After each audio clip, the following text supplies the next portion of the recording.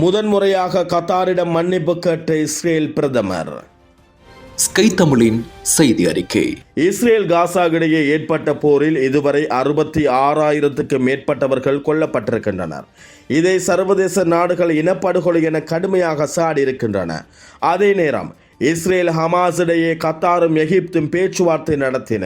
இதற்கிடையில் கத்தாரின் தலைநகர் தோஹாவில் இஸ்ரேல் தாக்குதல் நடத்தியது. இந்த தாக்குதல் இஸ்ரேல் மீது உலக நாடுகளின் கண்டனத்தை தீவிரப்படுத்தியது. இஸ்ரேலிய தாக்குதலுக்கு பிறகு கத்தார் ஹமாஸுடனான பேச்சுவார்த்தைகளில் மத்தியஸ்தம் செய்ய மறுத்து வருகின்றது. அதைத் தொடர்ந்து நடந்த ஐநா சபை பொதுச்சபை கூட்டத்தில் உலக நாடுகள் இஸ்ரேலையும் அமெரிக்காவையும் எதிர்த்து கடுமையான கண்டனங்களை பதிவு செய்திருந்தன.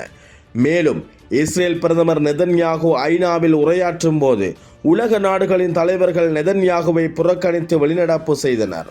இந்த நிலையில் அமெரிக்காவின் வெள்ளை மாளிகையில் அதிபர் ட்ரம்பை சந்தித்த இஸ்ரேலிய பிரதமர் நெதன்யாகு கத்தார் பிரதமர் Mohammed bin Abdul Rahman bin Jassim Al தானியிடம் தொலைபேசியில் பேசியதாக தெரிகிறது.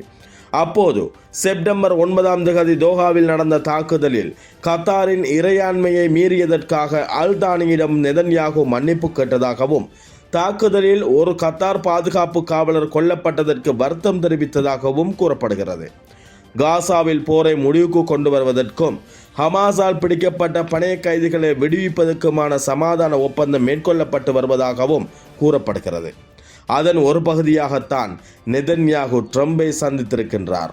எனவே போரை முடிவுக்கு கொண்டு வரும் அடிப்படையில் இந்த மன்னிப்பு முக்கியத்துவம் பெறுகிறது. ஸ்கை தமிழ் நியூஸை உடனுக்குடன் பெற்றுக்கொள்ள வேண்டுமா? ஆண்ட்ராய்ட் மொபைலில் உள்ள பிளே ஸ்டோர் அல்லது ஆப் கேலரியில் ஸ்கை தமிழ் ஆப்பை டவுன்லோட் பண்ணிக்கோங்க.